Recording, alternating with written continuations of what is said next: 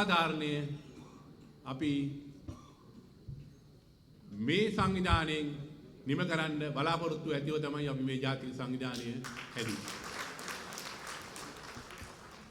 විශ්‍රාමික ගුරු හා විදුහල්පතිවරුන්ගේ ජාතික සංවිධානයේ සභාපති රංජිත් විජේසිංහ සහෝදරය, විශ්‍රාමික ගුරු හා විදුහල්පතිවරුන්ගේ ජාතික සංවිධානයේ ප්‍රධාන ලේකම් අනිල් පුෂ්පකුමාර සහෝදරය, විශ්‍රාමික ගුරු හා විදුහල්පතිවරුන්ගේ ජාතික සංවිධානයේ භාණ්ඩාගාරික මංචනායක අමරසිංහ සහෝදරය, විශ්‍රාමික ගුරු හා විදුහල්පතිවරුන්ගේ සංවිධානයේ උපසභාපති රත්නසිරි කුරේ සහෝදරය, විශ්‍රාමික ගුරු හා විදුහල්පතිවරුන්ගේ ජාතික සංවිධානයේ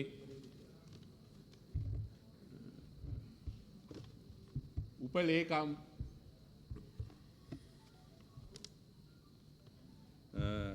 එම්.එම්. අස්රෆ් සහෝදරය, විශ්‍රාමික ගුරු හා විදුහල්පතිවරුන්ගේ ජාතික සංවිධානයේ උපසභාපති අන්සබ් සහෝදරය, විශ්‍රාමික ගුරු හා විදුහල්පතිවරුන්ගේ ජාතික සංවිධානයේ වෘත්තීය ලේකම් සෝමරත්න බණ්ඩා සහෝදරය, නියෝජ්‍ය වෘත්තීය ලේකම් මංජුලා චන්ද්‍රරත්න සහෝදරිය ඇතුළු ඔබ සැමගෙන් අවසරයි. ඒ වගේම උතුරු නැගෙනහිර පාර්ලිමේන්තු මන්ත්‍රී නරරාජා සහෝදරය ඔබගෙනුත් අවසරයි. මේ අවස්ථාවේ මට ඈත කොනක පේනවා අපේ ජෝසප් ස්ටාලින් සහෝදරයා. අපි එතුමාවත් මේ අවස්ථාවේදී සාදරයෙන් පිළිගන්නවා.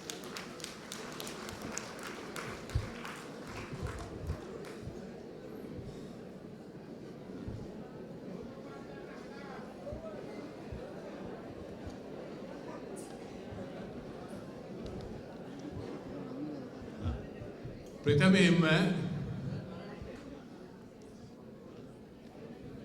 අපගේ මේ මූලික ඉල්ලීම ඉටු කර ගැනීම සඳහා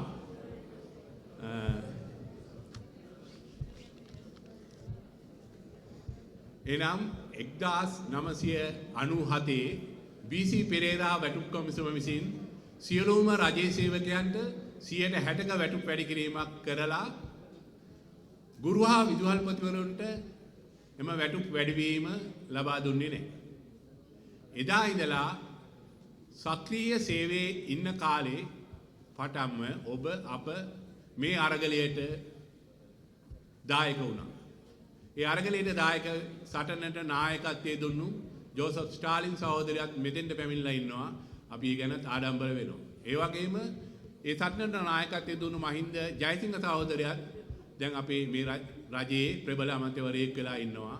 ඒ ගැන සතුටු වෙනවා. මේ සටන අපි සක්‍රීය සේවයේ ඉන්නකොටත් කරා. හැබැයි කනකාටුව කරන දැන් අපි විශ්‍රාමික වෙලත් මේ සටන අපිට කරගන්න යන්න වෙච්ච වෙලා තියෙනවා.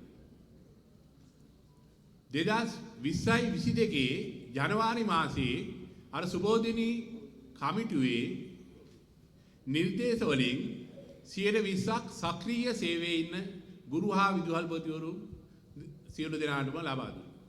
ඒ ගැන අපි සතුටු වෙනවා. හැබැයි 1997 ඉඳලා මේ අසාධාරණයට ලක් වෙලා ඉන්න ඔබ අපි නොසලකා හැර තමයි ඒ දායේ තීන්දුව ගත්තේ. මේ තීන්දුව ගන්න වෙලාවේ සිටම මගේ සිතේ ඇති වුණු දෙයක් තමයි මේකට විරුද්ධව කිසියම් දෙයක් කර යුතුයි කියලා.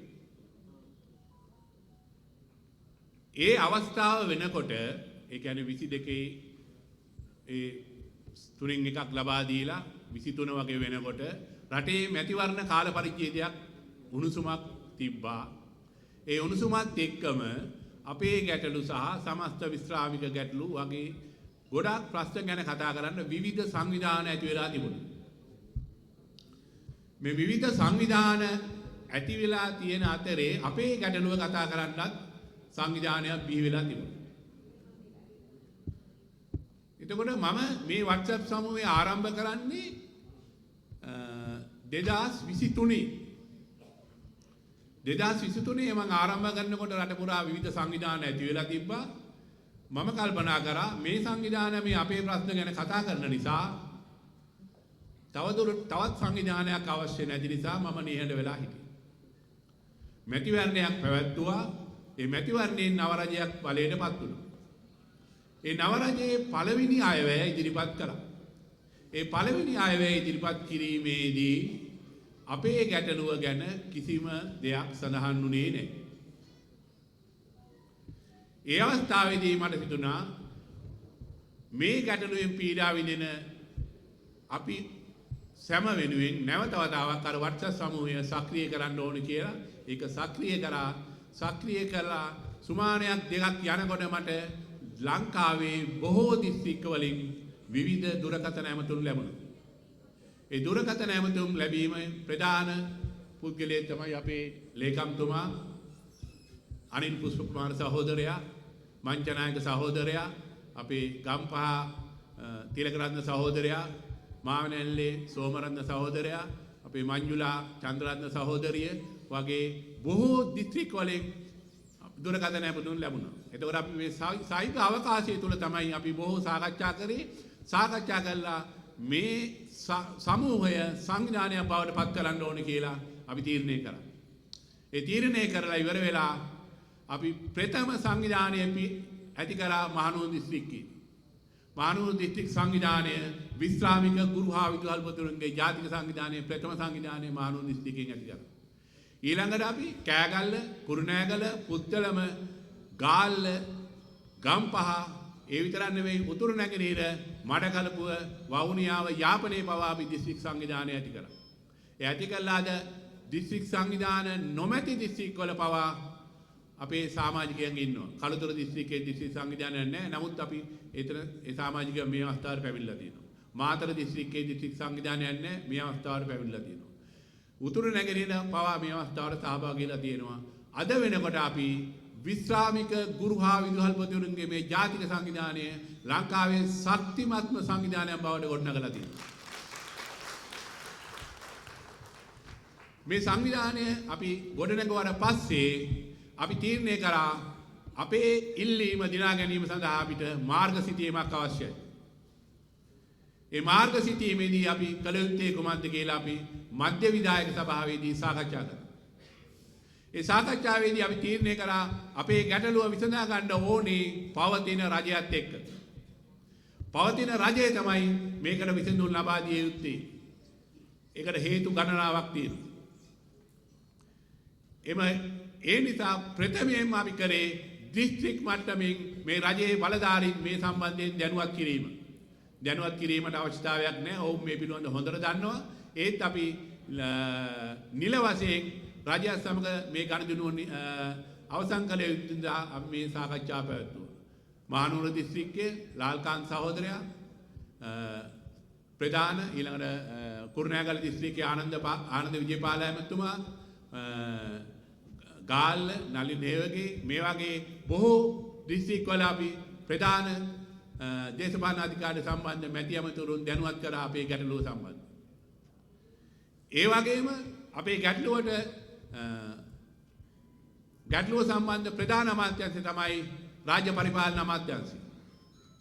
අපි රාජ්‍ය පරිපාලන ඇමතුමා සමග සාකච්ඡා කරා. දීර්ඝ වශයෙන් අපේ ගැටලුව අපි එතුමාට පැහැදිලි කරලා දුන්නා. එතුමා අපේ ගැටලුව පිළිගත්තා. පිළිඅරගෙන මේකට විසඳුමක් දිය යුතුයි යන ස්ථාවරයට පැමිණියා. ඊළඟට මුදල් නියෝජ්‍ය අමාත්‍ය අනිල් ජයන්ත එතුමා සමග සාකච්ඡා කරා. එතුමාට අපි අයවැය යෝජනා සඳහා අපි ලිපියක් ඉදිරිපත් කරා. මේ ආදී වශයෙන් රජයේ මැති ඇමතිවරු අපි සියලු දෙනාම දැනුවත් කරා. අපි ජනාධිපතිතුමාට අපිට සාකච්ඡාවක් ඉල්ලලා අපි ලිපියක් නිකුත් කරා. ලිපියක් යවුවා. ඒත් අපිට සාකච්ඡාවක් ලැබුණේ නැහැ. අනික සියලු දෙනාම අපි දැනුවත් කරා. ඒ වගේම මේ සම්බන්ධයෙන් කටයුතු කරන නිලධාරීන්, භාණ්ඩාගාර ලේකම්, අයවැය අධ්‍යක්ෂක ඒ සියලු දෙනාම අපි දැනුවත් කරලා තියෙනවා. දැන් අපි ඒ කාර්යයන් රජයට දැනුවත් කිරීම, රජයේ නිලධාරීන්ට දැනුවත් කිරීම කරලා අවසానයි. ඊළඟට අපි දෙවන වටේදී තීරණය කරා රට පුරා ගිහිල්ලා දිස්ත්‍රික් සම්මේලන පවත්වා මේ ගැටලුව සම්බන්ධයෙන් ගුරුවරු දැනුවත් කරන්න. අපි ප්‍රථම සම්මේලනයේ තා සාර්ථකව මහනුවර දිස්ත්‍රික්කයේ පැවැත්වුවා. දෙවැනි සම්මේලනයේ කුරුණෑගල, පුත්තලම, මඩකලපුව, ගාල්ල, අම්පාර වාගේ බොහෝ දිස්ත්‍රික්වල අපි දිස්ත්‍රික් සමුහ පවත්වලා අවසන් කරා. ඒ දිස්ත්‍රික් සමුහ පවත්වලා අවසන් කළා. අවසාන සමුළුව තමයි මේ ජාතික සමුළුව කොළඹ නවනගර ශාලාවේදී පවත්වන්නේ. අපිට අභියෝග බොහෝ ඇති වුණා. ඒ අභියෝග මැදින් අද අපි ඉතාමත්ම සාර්ථක ජාතික සම්මේලනයක් මේ මොහොතේ පවත්වනවා. ඔන්න ඕකයි අපේ මේ සංවිධානයේ ආපු ගමන් මඟ සහ මේ කටයුතු. දැන් මම කියන්නම් අපිට ගුරු සේවයක් ලැබෙන්නේ 1994. 1994ට පෙර අපිට ගුරු සේවයක් තිබුණේ නැහැ. ඒ ගුරු සේවය ලබා ගන්න සටන් කරමු දායකත්වයේ ලැබූ දැක්කෝ සහෝදරයෙකුත් අපේ රංජිත් විජේසිංහ සහෝදරයන් මෙතන ඉන්නවා. ඒ ගුරු සේවය ලබා ගන්න සටන් කරමු සහෝදරයන් විශාල කැපකිරීමක් කරා. ඒ කැපකිරීම වල ප්‍රතිඵලයක් වශයෙන් අපිට ගුරු සේවයක් ලැබුණා. ඒ ගුරු සේවයක් ලැබීමත් එක්ක අපිට උසස් වීම් ක්‍රමයක් ලැබෙනවා. ගුරු මාරු ප්‍රතිපත්තියක් ලැබෙනවා. ඒ වගේම අපිට ඉහළ වැටුප් තලයක් ලැබෙනවා. මේ වැටුප් තලය අපි ඉතා ඉහළින් තිබ්බා. ඒ කියන්නේ දීපි ව්‍යාප්ත සේවාවන්ට සමානව ඒ වැටුපක් පිහිටෙව්වා. ඒ දීපි ව්‍යාප්ත සේවාවන්ට සමානව අපි වැටුප තලයට පිහිටවෙන්නේ මේ නිකන් ආවට ගියාවට නෙවෙයි. ඒකේ අරමුණක් තිබ්බා. ඒ අරමුණ තමයි මේ රටේ අධ්‍යාපනයේ ගුණාත්මක භාවය ඉහළ නැංවීම. අධ්‍යාපනයේ ගුණාත්මක භාවය ඉහළ නැංවීම නම් ඒ අධ්‍යාපනය තුළ සිටින මානව සම්පත ඉතාමත්ම දක්ෂ දැනුමින් පිරි කුසලතා පිරිසක් විය යුතුයි. අන්නේ දැනුමින් පිරි කුසලතා සපිරි පිරිසක් මේ අධ්‍යාපන ශාස්ත්‍රයට අත්දවා ගැනීම සඳහා ඇතුළත් කර ගැනීම සඳහා තමයි ඒ ඉහළ වැටුප් තලයක් පිහිටුවේ. නමුත් 1997 BC පෙරේරා වැටුප් කොමිසම විසින් ඒ අරමුණ ඉවතලාලා සමස්ත රාජ්‍ය සේවයටම 60% වැටුප් වැඩි කිරීමක් කරා. ගුරු හා විදුහල්පතිවරුන්ට ඒ වැටුප් වැඩි කිරීම ලබා දුන්නේ නැහැ. මේ සම්බන්ධයෙන් දිගින් දිගටම ගුරු සංගම් අපේ ජෝසප් ස්ටාලින් සහෝදරයන් ඉන්නවා. ඒගොල්ලෝ නායකත්වය දීලා විවිධ අරගල කරා. ඒ අරගලවල ප්‍රතිඵලයක් විදිහට එවකට අධ්‍යාපන අමාත්‍යාංශයේ අතිරේක ලේකම්වරියෙක් වූ සුබෝධිනී මෙනුවිගේ ප්‍රධානත්වයෙන් කමිටුවක් පත් කරා. ඒ කමිටුව තමයි සුබෝධිනී කමිටුව. ඒ සුබෝධිනී කමිටුව මේ අසාධාරණයක් වෙලා තියෙනවා කියලා 97 ඉඳලා පිළි අරගෙන වැටුප් ක්‍රමයක් යෝජනා කළා. ඒ වැටුප් ක්‍රමය තමයි ඔය සුබෝධිනී කමිටුවේ යෝජනා සුබෝධිනී යෝජනා කියලා කියන්නේ. මේ සුබෝධිනී යෝජනාව ක්‍රියාත්මක කරන්න කියලා ගුරු සංගම් මේ ගුරුවරු අපි ඔබ සැම අරගල කරා ඉල්ලීම් කරා. ඒ අරගලවල ඉල්ලීම් වල ප්‍රතිඵලයක් විදිහට 20යි 22 දී ඒ සුබෝධිනී නිර්දේශ වලින් 20ක් ලබා දුන්නා. ඒ 20ක් ලබා දෙනකොට ඒ ලබා දුන්නේ ඒ මොහොතේ ඉන්න සක්‍රීය සේවයේ ඉන්න ගුරු හා විදුහල්පතිවරුන්ට විතරයි. 97 ඉඳලා මේ අසාධාරණ පීඩාවටපත් වෙච්ච ඔබ සැම අප සියලු දෙනා අමතක කළා තමයි මේ අසාධාරණය මේ විසඳුම ලබා දුන්නේ. හැබැයි සුබෝධිනී කමිටුව පිළිගන්නවා 97 ඉඳලා මේ සියලු දෙනා මේ අසාධාරණ ලක් වෙලා තියෙනවා කියලා. ඒ අසාධාරණ ලක් වෙලා තියෙනවා නම් ඒ අපිටත් මේ ලබා දුන්න 120 අපිටත් නීත්‍යානුකූලව හිමිකමක් තියෙනවා. අපිට සදාචාරාත්මක අයිතියකුත් තියෙනවා ඒක ලබා ගන්න. ඒ සඳහා අපිට කළ හැකි උපරිම දේ කරමින් මේ සටන අපි ජයග්‍රහණය කරනවාමයි. මේ රටේ මානව සම්පත නිර්මාණය කරපු මිනිස්සු තමයි මේ ඉන්නේ ඉස්සරහා. ඒ අපි නිර්මාණය කරපු මානව සම්පත තමයි අද ආණ්ඩු කරන්නේ. මේ රට පාලනය කරන්නේ නිලධාරි තන්ත්‍රයේ මේ ඔබ නිර්මාණය කරපු මානව සම්පත. එතකොට මේ මානව සම්පත තමයි මේ රටේ ජාතික ආදායම උපදවීම සඳහා දායකත්වය දපයන්නේ. එතකොට ඒ දායකත්වයේ සපේන මානව සම්පත නිර්මාණය කරපු මිනිස්සුන් අමතක කරලා තමයි අද ඔවුන් මේ කටයුතු කරන්නේ. අපි මේ කරන්නේ සංවිධානයක් වශයෙන් ඔවුන්ගේ ඒ අමතක කරපු පිරිස අපි කියලා පෙන්නමින් ඔවුන්ට මේ අසාධාරණය වහාම විසඳන්න කියලා ඉල්ලීම කිරීමයි. මේ සටනට නායකත්වයේ දුන්න අර ජෝසප් ස්ටාලින් සහෝදරයා වගේම මේ සටන නායකත්වයේ දුන්න මහින්ද ජයසිංහ සහෝදරයා අද ඉන්නේ මේ වර්තමාන ආණ්ඩුවේ ප්‍රබල අමාත්‍යවරයෙක්. එතුමාවත් අපි දැනුවත් කරා ගම්පහ දිස්ත්‍රික් සංවිධානයේ ගිහිල්ලා එතුමා දැනුවත් කිරීමේ අවශ්‍යතාවයක් නැහැ. එතුමා මේ ප්‍රශ්නය හොඳටම දන්නවා. අපිට කනගාටුවක් තියෙනවා මේ මොහොතේ එතුමා නිහඬව ඉන්නේ ඇයි කියලා. අපි ඉල්ලීමක් කරනවා කරුණා කරලා මේ ඉන්නේ ඔබ නායකත්වයේ දුන්නු ඔබ කියපු දේ අහපු ඒ අහලා සටන් වලට දායකත්වයේ සැපයූ පිරිසක්. ඔවුන් අමතක කරන්නේ නැතුව මේ 20යි 26 අයවැයෙන් මේ ප්‍රශ්නය විසඳන්න කියලා අපිත් එක්ක එකතු වෙන්න කියලා අපි ආරාධනා කරනවා.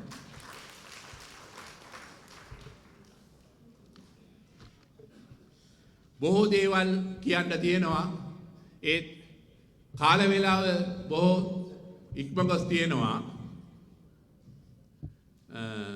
තව කතා එකක් හෝ දෙකක් තියෙනවා.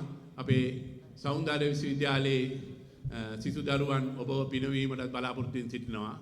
ඒ නිසා මම වැඩිදුර කතා කරන්නේ අවසාන වශයෙන් කියන්නේ අපි මේ පටන් ගත්ත අරගලය නිම කරන්නේ 20යි 22 ලබා දුන්නු 3 ලබාගෙනම තමයි කියලා අවසානයේ කරනවා.